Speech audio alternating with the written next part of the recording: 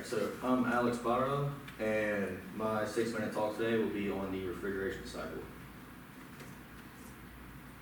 The refrigeration cycle is a process that removes heat from a space, substance, or system.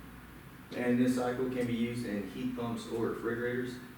And the only difference between a heat pump or a refrigerator is that a heat pump keeps a hot space hot, and a refrigerator keeps a cold space cold.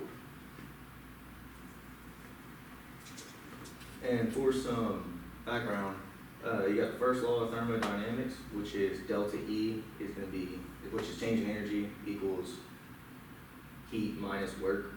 And it states that energy cannot be created or destroyed, only converted into other forms. And then you got the second law, which is going to be your change in entropy, is change in heat over temperature. And it states that the entropy of the universe always increases during any kind of thermodynamic process.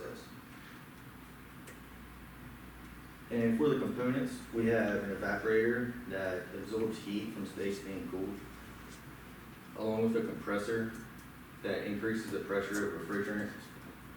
Then we have the condenser, which removes heat from the refrigerant gas. And lastly, an expansion device, which lowers the refrigerant pressure. And with sometimes you can hear the expansion device be called a throttle. And there's 4 phases with this cycle. We have evaporation, which happens at a low pressure saturated vapor.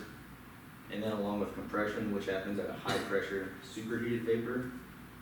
And then condensation, which happens at a high pressure saturated liquid. And then expansion, which happens at a low pressure saturated mix. And then now shown you have a TS diagram on the left and a pH diagram on the right. And with the state 1 to 2, you have the work input with the compressor. And in state 2 to 3, you have the heat output with the condenser of QH. Then state 3 to 4, you have your expansion device. And the black on the left side, the left graph, the black dotted line would be the ideal process since it's isentropic. And then the green line shows the actual process as it gains entropy. And that is the expansion device. And then the evaporator state 4 to 1, which has your heat input.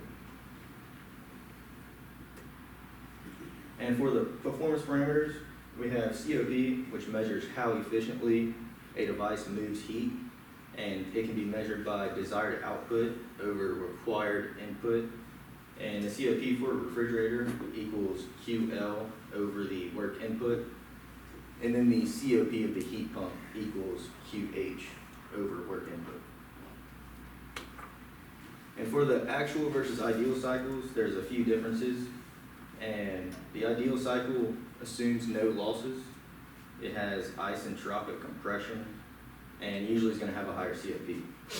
And for the actual cycle, it accounts for real-world inefficiencies like friction, pressure drop, and non-ideal heat exchange. And it also has non-isentropic compression, and usually has a lower COP.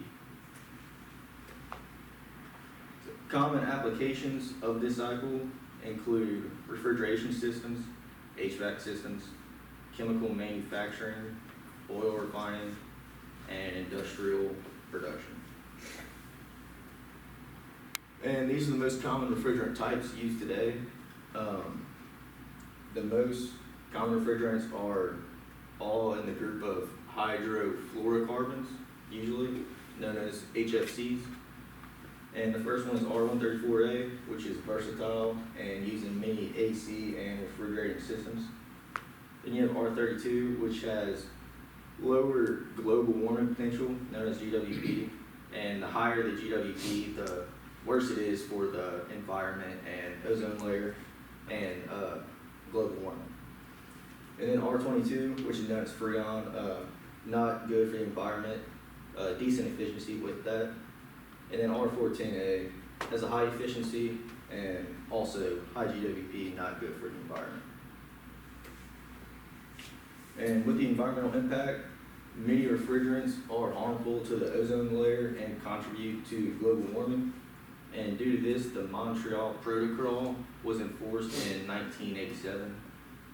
which is an international treaty designed to protect the ozone layer by phasing out the production and consumption of substances that cause ozone depletion. And because of this, many refrigerants were either banned or limited throughout the world, since a lot of them do cause environmental harm. And over 190 countries, including the USA, signed and agreed to this treaty. And then, as a reference, I do have the thermodynamic textbook. Is there any questions?